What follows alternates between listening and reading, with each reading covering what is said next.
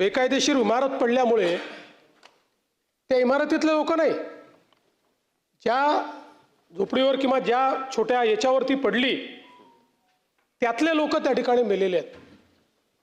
त्यामुळे मला असं वाटतं की या सगळ्या घटना गंभीर आहेत। आज आपण पाहू शकतो मुंबई पुण्याचा जो रोड आहे त्याच्यावर दरड कोसळलेली आहे। त्यामुळे हे जे काही इव्हेंट्स आहेत हे इव्हेंट्स आज निसर्गाचं जे काही चक्र बदललेलं आहे त्याच्यातले इव्हेंट्स आहेत। असं नाही आहे की या संदर्भात कुठली तयारी नाही करण्यात आली, तयारी केली त्याच्यापेक्षा विपरीत इव्हेंट्स होत आहेत।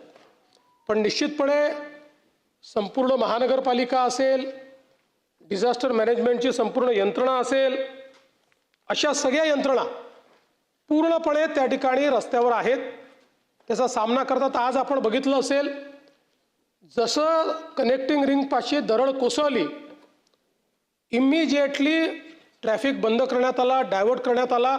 पुण्यातनं आणि मुंबईतनं दोन्ही साईडने लोकांना सांगण्यात आलं की हा रस्ता बंद आहे, त्यामुळे तुम्ही याच्यावर जाऊ नका। आज आपल्याला अडकलेले लोक खूप आहेत बाबा, अशी परिस्थिती त्या ठिकाणी दिसत नाही, कारण अलर्ट मोडवर आपण आहोत। अर्थात काही लोक निश्चित अडकलेले आहेत, जे मध्ये होते त्यांनाही परत फिरून कसं जाता येईल याची व्यवस्था केली आहे। या दरडी काही कोसळल्यामुळे रस्त्यामध्ये पाणी इतकं साठलेलं आहे की त्या ठिकाणी मदत करून त्या छोट्या गाड्या बाहेर काढाव्या लागत आहेत, तेही काढण्याचं काम हे चाललेलं आहे। मला असं वाटतं की आजचाही दिवस हा अत्यंत महत्त्वाचा आहे। आमचे मंत्री गिरीश महाजन रात्री 1 वाजता त्या ठिकाणी मानखुर्दला होते आणि आजचा दिवसही महत्त्वाचा आहे। मला असं वाटतं की या संदर्भात या 2-3 दिवसात झालेल्या घटना, त्या घटनांवर केलेली कारवाई, पुढच्या म्हणजे त्या अशा घटना होऊ नये म्हणून केलेली कारवाई, आणि यापूर्वीही प्रिपेअर्डनेस करता, म्हणजे शेवटी राजकीय बोलायचं झालं तर मागे काय झालं याची आकडेवारी मी देऊ शकतो, पण ती देऊन गेलेले मृत्यू हे आपल्याला परत आणता येत नाही। आणि म्हणून मला असं वाटतं की या संदर्भात आपल्याला थोडं संवेदनशीलतेनं त्या ठिकाणी राहावं लागेल। या संदर्भात उद्या पूर्ण म्हणजे आता हे निवेदन माझ्याकडे तयार आहे, पण आजचा दिवसही महत्त्वाचा आहे, त्यामुळे अर्धवट निवेदन करण्याच्या ऐवजी उद्या या संदर्भात संपूर्ण निवेदन हे आपण या ठिकाणी करू। पण आज या सभागृहाच्या माध्यमातून मी नागरिकांना विनंती करतो की आज दुपारनंतर खूप मोठ्या प्रमाणात वारे असणार आहेत, त्यामुळे झाडांवर त्याचा परिणाम होऊ शकतो, टीन वगैरे जिथे लागले असतात तिथे परिणाम होऊ शकतो। या दृष्टीनं लोकांनी सजग राहण्याची आवश्यकता आहे।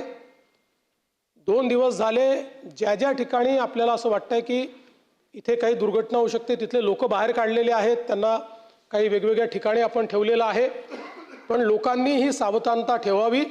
शक्यतोवर सगळा प्रवास टाळावा। कोणीही आता या परिस्थितीमध्ये अत्यावश्यक असल्याशिवाय प्रवास करू नये। आणि विशेषतः युवांना माझी विनंती आहे की आजचे वारे आणि एकूण पावसाची परिस्थिती बघता टुरिझम म्हणजे ज्याला आपण असं म्हणतो की लोकांना युवांना आवडतं पावसात जाणं, धबधब्यांवर जाणं, तर आज ते टाळावं अशा प्रकारची मी सर्वांना नागरिकांना विनंती करतो। आणि पूर्ण प्रशासन अलर्ट मोडवर आहे।